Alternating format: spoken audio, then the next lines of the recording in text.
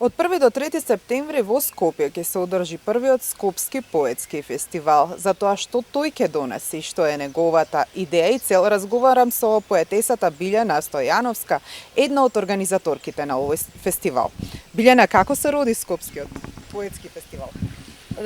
Оваа идеја не е нова, значи тле меѓу нас со години. Меѓутоа еден ден решивме, значи ајде конечно да правиме фестивал. И многу ми е драго што годинава и покрај тоа што е ваква каква што е пандемска, тоа ќе се реализира. Во нашата земја има повеќе поетски фестивали, зошто токму, да кажеме, помисливте дека Скопје треба да добие еден свој фестивал, кој веројатно претпоставувам дека треба да прерасне во традиција и да се проширува како по содржини, така и по имиња кои ќе доаѓаат на него. Па мислам дека е многу важно за еден главен град да има поетски фестивал. До сега Скопје немаше. Имаше многу поетски настани, меѓутоа не е фестивал. Во другите градови има фестивали и фестивалчиња мали. Меѓутоа овој пат мислам дека ќе биде нешто поголемо, ќе се работи за нешто поголемо.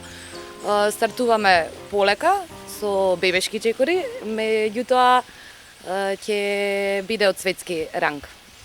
Во најавата за фестивалот, во целите и задачите кои ги опишувате, инсистирате на нешто што е многу интересно, а тоа е синкретизам или спојот на уметностите. Зошто се одлучувате за такво нешто? Уметноста сама по себе не може да се подели на ваква или на онаква.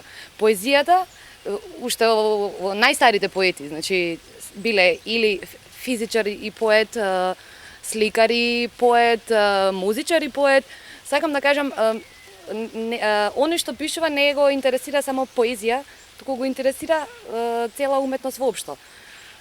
И мислам дека е многу убав спој кога се вплетуваат уметностите. Не дури оној што не сака поезија, сигурно би дошол затоа што на пример сака да види слика на Ване Костуранов или на Тони Попов, или пак да види некој кратко филмче. Да има од сечи вкус по нешто. Значи, што ќе донесе првиот Скопски поетски фестивал и кои се локациите на кои скопјани и сите заинтересирани можат да дојдат да чујат и да видат нешто? Фестивалот ќе се одржува сите 3 дена пред Младинскиот културен центар. Програмата ни е различна, значи првата вечер ќе биде посветена на родното творештво, затоа што сметавме дека многу малку му се обрнува внимание. Сепак ќе биде комбинација со современа поезија, ќе биде интересно. Втората вечер не е интернационална, имаме покането повеќе гости од Фарски острови, од Латвија, Хрватска, Грција. Дел од нив за жал нема да може да дојдат, откажаа во последен момент поради пандемијата. Меѓутоа сите ќе бидат застапени, оние што нема да дојдат ќе бидат со видеопорака.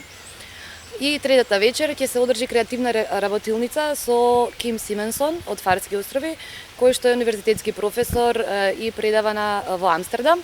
А такви креативни работилници за пишување има одржувано и на Оксфорд и на Стенфорд универзитетите. Мислам дека ќе биде интересно.